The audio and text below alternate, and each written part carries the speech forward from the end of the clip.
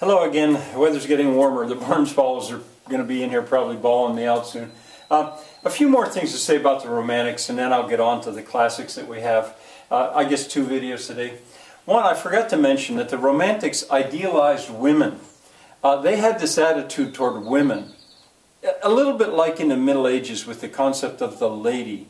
That women, when they walked, their feet didn't even touch the ground. She walks in beauty like the night, or something like that. You can find instances of it. Like, it wasn't realistic, but they had. So anyway, that's part of it.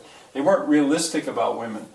The world was not okay. You know, their music. I had said, when I was saying about the Baroque music, I said there's something about it that makes you think the world must be okay. Well, by the time we get to the Romantic era, the music doesn't give you that same feeling. And in a way, it's because the world was not okay. Think of the poor people in France when the price of bread went up after those harsh winters. And it wasn't okay. You know, I think in terms of that, Beethoven, now I believe the opening chord in Beethoven's 9th Symphony, maybe the last movement, it starts on this note that sounds wrong. And I think the musicians weren't going to, they sort of went on strike. They weren't going to play that. But that's part of it. Beethoven, Brahms was Schumann. I don't know if I'll mention them otherwise, but they were Romantic composers. Gulliver's Travels. I was going to skip right across that, and I shouldn't. Jonathan Swift wrote it. It's a very, very famous book. People love it now as kind of like a cute, almost fairy tale parts of it. But in the light of the 18th century, it was building this idea that the wealthy were useless, you know, which kind of climaxed in the French Revolution. In Lilliput, the king,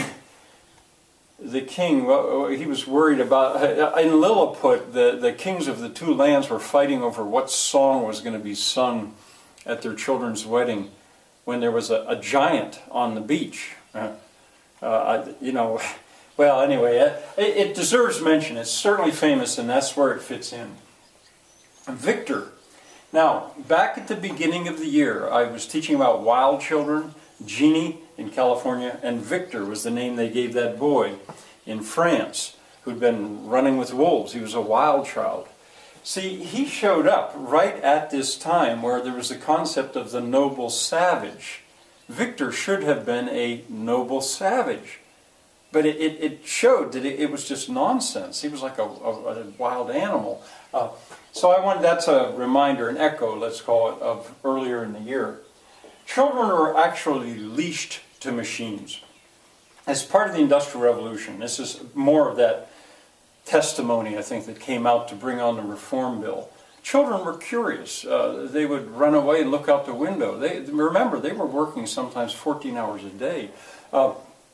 No rights. There were instances of children who held their urine so much every day that it was actually poisoned. Their body started to absorb poison. And children who couldn't hold their urine anymore, and they'd have to go home at night with urine-soaked clothes, which would be frozen by the time they'd get there. More of those horror stories. And chimney sweeps. I should have mentioned chimney sweeps.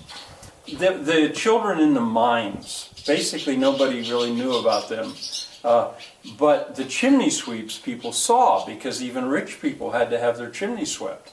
And little boys could crawl in the chimneys and crawl up through there and scrape the soot off the walls. Well, they were black from head to foot. I wouldn't want to be a chimney sweep, all black from head to foot. There's from climbing in those chimneys and cleaning out that soot. I think that's maybe a Peter, Paul, and Mary song in the 1960s. But there are also poems from the time about chimney sweeps, because they became kind of symbolic.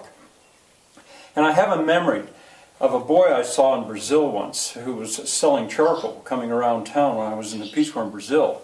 And he looked like that. He was completely black except for his eyeballs. His hair, his clothes, he was black because he was handling charcoal all day. And I thought, and his teeth. I thought, I'm looking at a chimney sweep like the Romantics did. All right, and then finally Switzerland. A lot of its wealth is due to the Romantic movement. especially in Britain, because Britain was getting rich with the Industrial Revolution. And Switzerland had what the Romantics idealized: mountains, waterfalls, countryside, peasants. And it began these pilgrimages to Switzerland to go be surrounded in that kind of romantic beauty. Now I buy into that tremendously. Within a month, or just slightly over, within a month I'm going to be in Switzerland. Whenever I've gone to Europe, I always go to the Alps if I can. So I'm drawn in a similar way.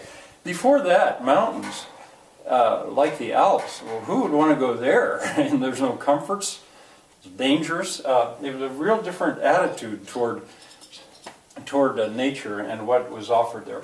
All right, now I'll end this video and then I'll go into what we have that's classic from this time.